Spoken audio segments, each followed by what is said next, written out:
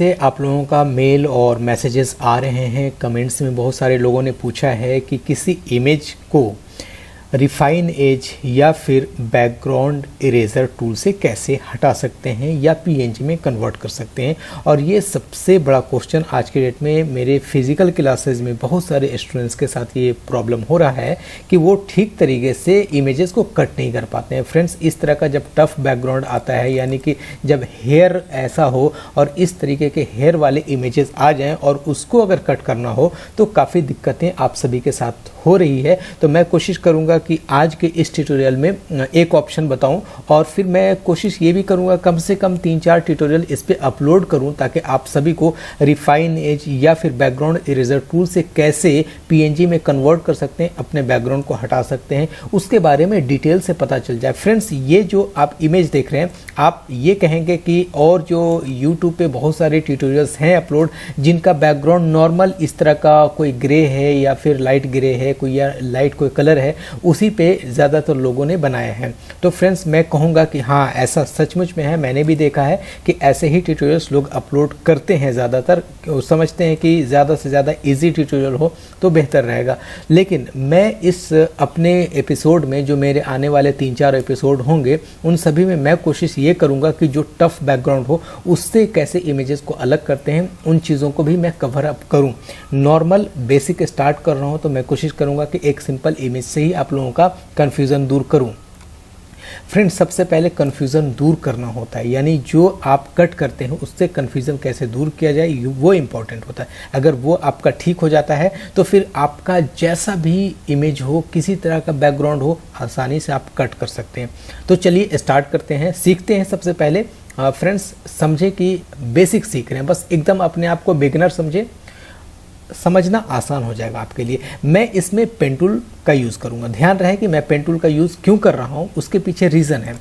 Pen tool का जब use करूँगा इसमें तो मेरे एक एक पिक्सल मैं जूम करके सिलेक्शन करूँगा। इस तरीके से जूम करके सिलेक्शन करूँगा। अच्छा, एक चीज़ और भी ध्यान रहे कि इसमें जो इमेज है, यहाँ से देखिए, यहाँ से अलग है और यहाँ से अलग है, तो मैं कोशिश करूँगा कि इन एरिया को अलग रखूँ और इस एरिया को अलग रखूँ। और उसके बाद, क्योंकि मेनली जो काम करना है वो हेयर के पास ही काम करना है, तो यहाँ से सिलेक्शन करना शुरू करते हैं। तो मैं यहाँ से सिलेक्शन कर रहा हूँ। ऐसे करके आप पेन टूल, अगर आपको दिक्कत हो रही है सिलेक्शन करने में पेन टूल से, तो मेरा एक ट्यूटोरियल है जिस पे मैं पेन टूल पे काफ़ी अच्छे तरीके से डिटेल में बता दिया है, तो उसको आप एक बार देख लें।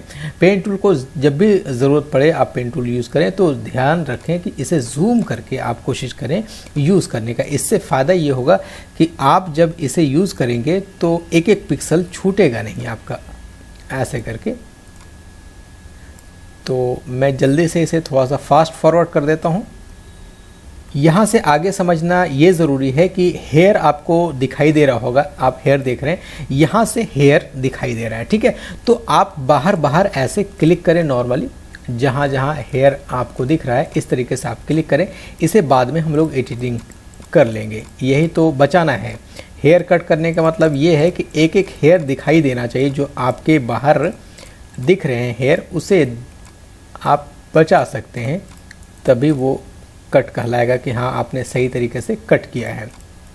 तो बाहर बाहर इस तरीके से क्लिक करें और फटाफट सिलेक्शन कर लें।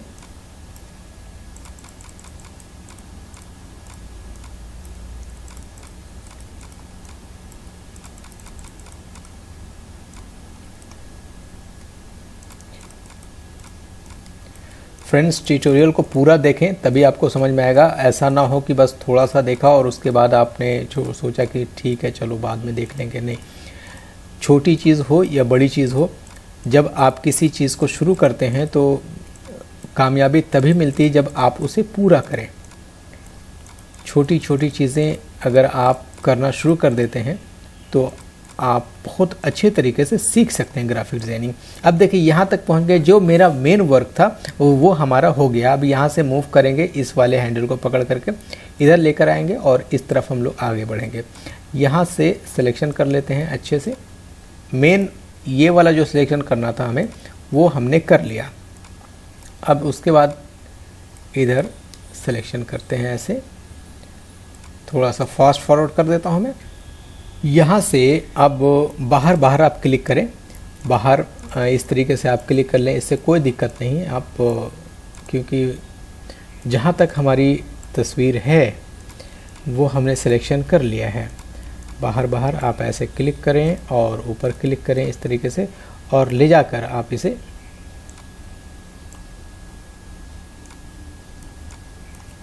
मिला दें यहाँ पे।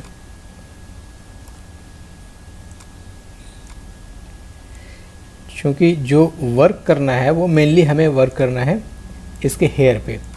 इस तरीके से हमने मिला दिया। अब इमेज को थोड़ी सी छोटी कर रहा हूँ, ये आप देख रहे हैं, ये बाहर बाहर हमारा सिलेक्शन बन गया है। अब आप पेन टूल पे ही रहें और इसके अंदर राइट क्लिक करें। फ्रेंड्स, राइट क्लिक करने से फ़ायदा क्या होगा, यहाँ पे फेदर मिल जाएगा, हमें डायरेक्टली फेदर मिल जाएगा। फेदर का यहाँ पे यूज़ कर लें आप 1 पिक्सल या 0.5 पिक्सल, कुछ भी आप यूज़ कर सकते हैं। 0.5 पिक्सल हमने यूज़ कर लिया। एंटी अलियास को आप चेक रखें और न्यू सिलेक्शन पे ओके कर दें। न्यू सिलेक्शन बन गया हमारा। अब उसके बाद कंट्रोल जे से एक कॉपी बना लें। कंट्रोल जे से कॉपी बनाएंगे तो जितना सिलेक्शन मेरा हुआ था उतनी की कॉपी बन जाएगी। कॉपी बन गई। अब इसके ऊपर एक लेयर आप ओपन करा लें, कोई भी लेयर, जिस लेयर पे आप रखना चाहते हैं और जैसा कलर यूज़ करना चाहते हैं। सपोज़ मैं ये कलर यूज़ करना चाहता हूँ, ज़्यादातर ब्लू कलर पे देखा जाता है कि आसानी से दिखाई दे। ये हमने सिलेक्शन बनाया। नीचे का सिलेक्शन आप देख रहे हैं, फाइन सिलेक्शन है। ये फाइन सिलेक्शन है क्योंकि 0.5 पिक्सल हमने फेदर यूज़ कर लिया था, इसलिए यहाँ पर आपको एजेस स्मूथ दिख रहा है। नीचे का काम हो गया। अब ऊपर ये वाला जो वाइट पोर्शन दिख रहा है, सिर्फ इसी को हटाना है। ये हटाने का तरीका ये है, एक तो रिफाइन एज से हटाते हैं हम लोग, वो मैं दूसरे ट्यूटोरियल में बताऊंगा कि रिफाइन एज कैसे यूज़ करेंगे।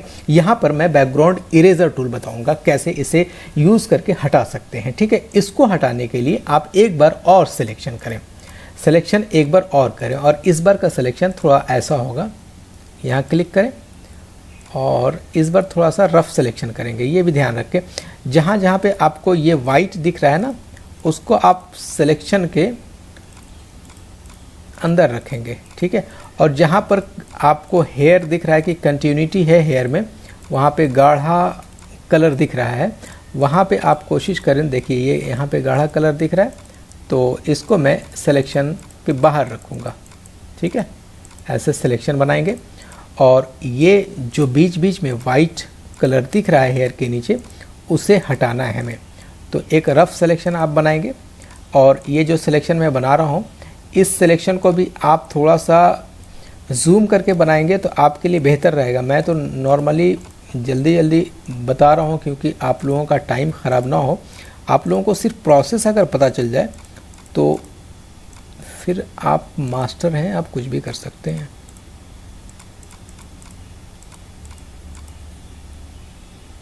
सिर्फ ध्यान रहे कि जहाँ पर कंटिन्यूटी है बालों की, वहाँ तक आप रखें। अब जैसे ये है, अब ये एरिया को राउंड करके मिला दें ऐसे। ठीक है, उससे फ़ायदा ये होगा कि एक भी पिक्सल आपका, ठीक है। अब ये वाला एरिया हमें ऐसे करके मिलाना है, ऐसे। अब ये बाहर बाहर आप क्लिक करें। ये जो अंदर आपने पहले लिया था ना, इसको आप सिलेक्शन के अंदर ले आए, बाहर क्लिक करके सिलेक्शन के अंदर ले आए, और यहाँ पर ला करके आप मिला दें। अब इसके बाद फिर से इसी सिलेक्शन के अंदर राइट क्लिक करेंगे और यहाँ पे मेक सिलेक्शन करेंगे, फिर से फेदर 0.5 रखेंगे और जैसे सेम टू सेम जो आपने सेटिंग रखा था वैसे ही रखेंगे और ओके कर देंगे। ओके हो जाने के बाद अब बात आती है इसको डिलीट करने की, हटाने की। वो सबसे इम्पोर्टेंट पार्ट है। यहाँ पर आप थोड़ा सा गहराई में देखेंगे। टूल बार में एक टूल है, इसको मैं थोड़ा सा ऐसे करके दिखाता हूँ, इसे हटा ही देता हूँ ताकि आप लोगों को आसानी से समझ में आ सके। इरेजर टूल आप लोगों ने तो काफ़ी यूज़ किया होगा। उसके नीचे बैकग्राउंड इरेजर टूल है, इसकी काफ़ी इंपॉर्टेंस है फोटोशॉप में। बैकग्राउंड इरेजर टूल लिया, इसमें ध्यान रहे कि इसकी प्रॉपर्टी को समझना चाहिए। प्रॉपर्टी समझने का तरीका ये है कि यहाँ फर्स्ट में आपको तो मिलेगा साइज, हार्डनेस, स्पेसिंग, जैसे ब्रश टूल यूज़ करते हैं वैसे मिलेगा। साइज़ वगैरह ये सब सभी चीज़ों को पेन प्रेशर में आप रखें, ध्यान रहे कि पेन प्रेशर होना चाहिए। यहाँ पे साइज़ आप ऑफ ही रखें तो कोई दिक्कत नहीं है। इस साइज़ को आप बड़ा छोटा तो आप अपने कीबोर्ड से भी कर सकते हैं तो कोई दिक्कत नहीं है, क्योंकि ओपन और क्लोज ब्रैकेट से ये बड़ा और छोटा हो सकता है। स्पेसिंग 25% आप रहने दें, और उसके बाद ये जो आप सिलेक्शन करें वो सैम्पलिंग कंटिन्यूअस नहीं रखें, बल्कि ये आप रखें कि एक बार में सैंपल करें और वही मेरा वर्क करे, तो इसको आप चेक कर लें, ठीक है। और उसके बाद यहाँ पर कंटिन्यूअस जो यहाँ पे किया हुआ है, कंटिन्यूअस ना करके आपको डिसकंटिन्यूअस करना है, ठीक है। इससे फ़ायदा क्या होगा कि जब आप एक बार सैंपल बनाएंगे तो उसको जब आप बार बार ब्रश की तरह इसको फेरेंगे, आगे बढ़ाएंगे, तो आपके ओरिजिनल जो हेयर कलर है इसको वो डिस्टर्ब नहीं करेगा। टॉलरेंस 50% है, आप इसको टॉलरेंस को ऊपर नीचे कर सकते हैं, जैसी ज़रूरत पड़ेगी वैसे टॉलरेंस आप रखेंगे। ऐसा ना हो कि एक बार 50% है तो वही मेरा फाइनल हो गया, नहीं, आपको जैसी ज़रूरत पड़ेगी वैसा आप रख लेंगे। अब देखिए ये वाला जो मेरा ब्रश है ना, इसके साइज़ को मैं थोड़ा सा बढ़ा लेता हूँ, यहाँ से साइज़ को थोड़ा सा मैं और बढ़ा देता हूँ, ये साइज़ मैंने ये बढ़ा दिया, ठीक है। अब उसके बाद आपको काम ये करना है कि आप दो कलर यहाँ पर फोरग्राउंड कलर और बैकग्राउंड कलर है। आपको पहले मैंने बताया था कि बैकग्राउंड कलर को आप क्लिक करेंगे और उसके बाद ये कलर सैंपल लेंगे। यहाँ सैंपल जो आ रहा था ऑप्शन, सैंपल साइज़ और सैंपल कलर, दो चीज़ें आ रही थी, तो यहाँ पर सैंपल कलर में ये वाइट कलर पे क्लिक करेंगे। ये वाइट कलर पे क्लिक किया और यहाँ से ओके कर लिया। अब ये सिंपल में बैकग्राउंड आ गया। अब उसके बाद इस लेयर पे रहते हुए यहाँ से सिर्फ मुझे डिलीट करना है इसको। देखिए हेयर पे कोई काम नहीं हो रहा, हेयर को कोई डिस्टर्बेंस नहीं हो रही। अब आपका ये जो सिलेक्शन है, सिलेक्शन के बाहर भी कुछ वर्क नहीं करेगा, ये भी ध्यान रहे। सिलेक्शन के बाहर कोई डिस्टर्बेंस नहीं होगी, इसकी कुछ भी डिस्टर्बेंस नहीं होगी, ये ध्यान है, कुछ भी डिस्टर्बेंस नहीं हो रही। अब अगर इसके टॉलरेंस को अगर आप थोड़ा सा बढ़ा देते हैं तो वाइट पोर्शन को पूरी तरीके से ये डिलीट करेगा, ठीक है। अब ये पोर्शन लिया हुआ है, एक बार आप क्लिक करिए, देखिए, लेकिन ये हेयर को भी ख़राब कर रहा है। तो टॉलरेंस समझना इसलिए ज़रूरी है कि आपके हेयर में भी जो लाइट कलर है उसको भी हटा देगा। तो इसीलिए ध्यान रहे कि आप जो टॉलरेंस रखेंगे इतना टॉलरेंस रखें कि ये वाइट कलर को ही डिलीट करे। ऐसा ना हो कि आपके ओरिजिनल जो हेयर कलर है उसको भी ये डिलीट कर दें, ठीक है। यहाँ तक बात समझ में आ गई होगी। अब इसके बाद फिर से हर जगह पे अलग अलग सैंपल करें, जहाँ जहाँ पे जैसा कलर है वैसा सैंपल करें। और उसके बाद ध्यान रहे कि वाइट कलर पे जो प्लस का आइकन दिख रहा है ना, वो माउस ले जा करके वहाँ पे क्लिक करके और उसके बाद छोड़े नहीं, बल्कि ड्रैग करते रहें जहाँ तक वो डिलीट हो रहा है। ऐसे करके डिलीट हो रहा है ये। अच्छा, अब इसके साइज़ की बात आती है कि एक बार जब आपको पता चल गया कि वाइट कलर पूरे में है तो आप साइज़ थोड़ा सा बढ़ा लें, कोई दिक्कत नहीं है। साइज़ बढ़ा लिया, काम करना मेरे लिए आसान हो जाएगा। अब इस बार फिर से जाएंगे और यहाँ से कलर ये पिक करेंगे और ओके करेंगे, और उसके बाद यहाँ से वाइट कलर पे पिक करेंगे ऐसे और इरेज कर देंगे। अब इस बार पूरे इमेज को जितने भी वाइट कलर दिख रहे हैं सभी को मैं इरेज कर रहा हूँ यहाँ से, ठीक है। और इस तरीके से इसके कपड़े पे कोई भी असर नहीं होना चाहिए। अब देख रहे हैं पूरी तरीके से डिलीट हो गया है। अब आप कंट्रोल डी से डीसेलेक्ट करते हैं।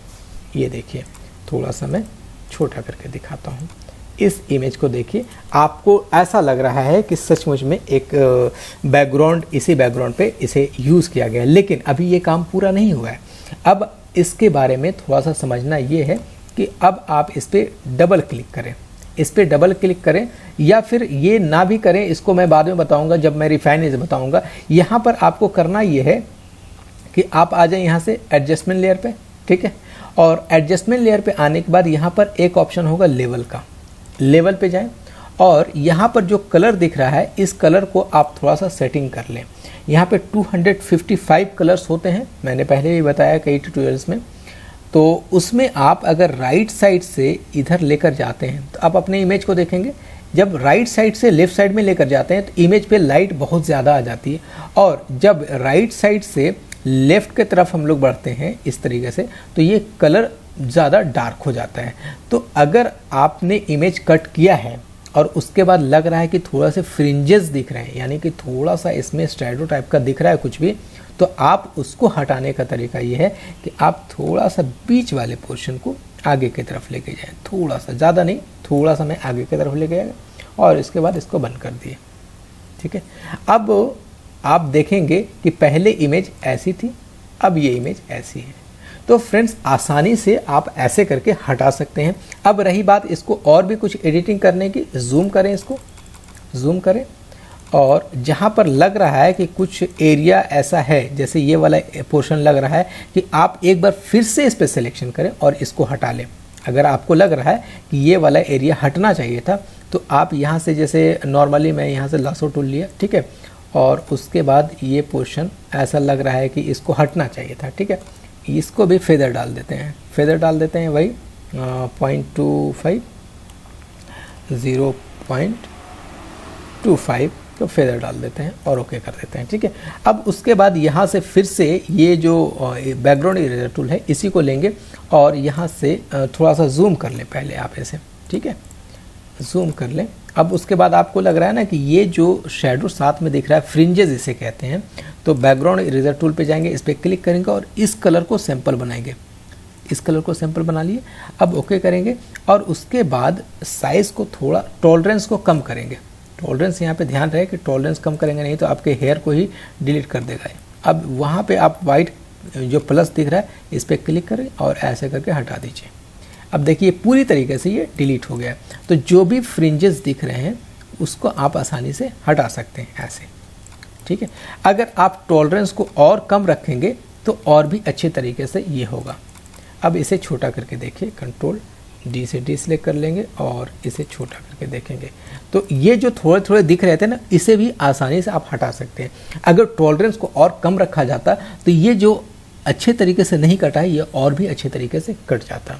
तो फ्रेंड्स ऐसे करके हम लोग ये बैकग्राउंड इरेजर टूल की मदद से किसी भी बैकग्राउंड को हटा सकते हैं आसानी से। सिर्फ ध्यान ये रखना है कि टॉलरेंस आप अच्छा रखें और उसके बाद जूम करके वर्क करें और छोटे छोटे एरिया में वर्क करें। आपके जो बैकग्राउंड होंगे वो अपने ऑब्जेक्ट से, इमेज से इस तरीके से हटेंगे, लगेगा कि सचमुच में ये ओरिजिनल तस्वीर है, वो लगेगी कि नहीं पीएनजी है। तो ऐसे करके हम लोग यूज़ करते हैं। अब अगर ये हमने पूरा ब्लू कलर रखा हुआ है, क्योंकि मैंने तो दिखाने के लिए ब्लू कलर रखा था, अब इसके ऊपर अगर मैं थोड़ा सा लाइट कलर अगर यूज़ कर लूँ तो देखिए कैसा लगेगा देखने में। पूरी तरीके से वाइट नहीं, थोड़ा सा मैं लाइट कलर यूज़ करूँ। अब देखिए आप देख करके बता सकते हैं कि इस बैकग्राउंड पे ये तस्वीर नहीं रखी गई है। तो ब्लू कलर सिर्फ दिखाने के लिए कि थोड़ा सा भी नहीं दिखना चाहिए शैडो, उसको दिखाने के लिए मैंने ऐसा यूज़ किया था। तो फ्रेंड्स आई थिंक ये ट्यूटोरियल आप लोगों को समझ में